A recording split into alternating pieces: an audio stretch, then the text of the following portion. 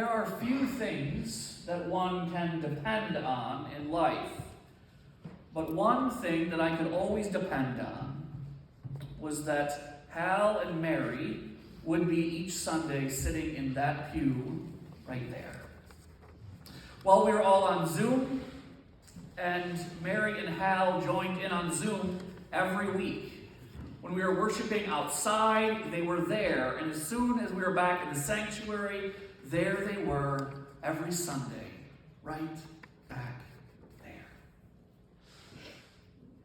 Mary, of course, was far more than just a faithful church member.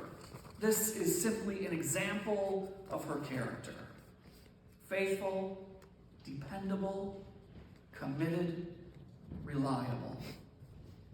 These are some of the most admirable traits that any human can exhibit and embody. And these are the kind of traits that speak both to her nature and to the grace which was lavished upon her. And here we have in this passage from Ecclesiastes this message that there is a season and a time for everything. I don't know about you, but I can get on board with about 50% of these times. I can get on board with a time to be born, a time to plant, a time to heal, a time to build up, a time to laugh, a time to dance and embrace and seek and keep and love and peace and so on. So in short, I can get on board with about one of each of the couplets. But in this world, on this side of the veil, we also experience that the other side of the couplet also happens. The opposite, which is not part of God's good design. The opposite, which God can still turn to God's purpose. Somehow, some way, even in ways that we may not be able to see or understand. This is the hope that the writer of Ecclesiastes gives. Everything in our experience has a beginning and an end, not the least of which is life. All of life in our experience has a beginning and an end. Not only humans, but plants and animals. And as this, all of creation is joined together as one. Even the most ancient trees will have an end. And one would think that we would just accept it. After all, this is the entirety of our experienced existence. But there's something within us that knows that the other half of these couplets are not quite right. That even though they happen, even though that God can somehow, some way turn these things around, can make them different, that we know deep in the deepest recesses of our being that these are not how things are supposed to be. There is something in us that knows that the cycle of life and death is profoundly wrong, and we know this, and our very being wrestles against it.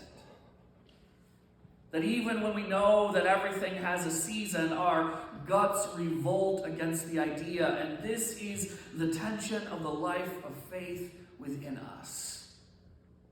That which God desires and that which we experience here and now are not always the same, and we stand at the cusp, at the meeting point, at the point of tension between what is and what will be, between what has been and what is.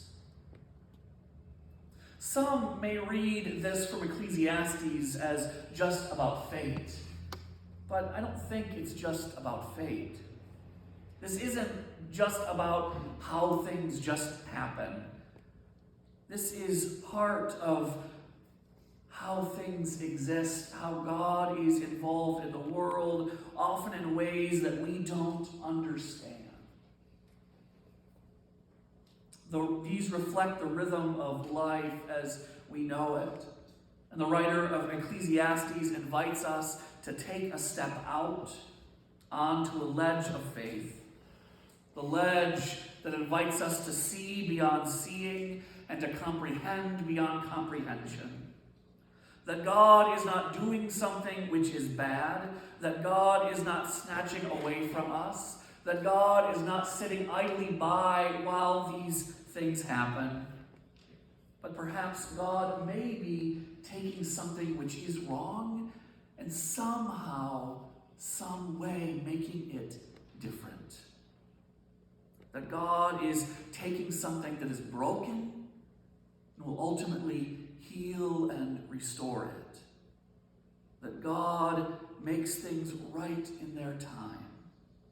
That God can take wrong things and bend those wrong things to right. In Eastertide, in which we are now, we are reminded of the resurrection of Jesus, which prefigures the resurrection which is waiting for all of God's people. That resurrection to which Mary has experienced. That existence in which there are no more memory problems, there are no more hearing problems, at which the body does not have the same failings and limitations that we have now. And this is the hope that we have for her. And this is the hope that we are invited into as we read these couplets from Ecclesiastes of how our existence works, and that maybe, just maybe, there is something more going on than what we can see or imagine in our experience where we are here right now. In the name of the Father, and the Son,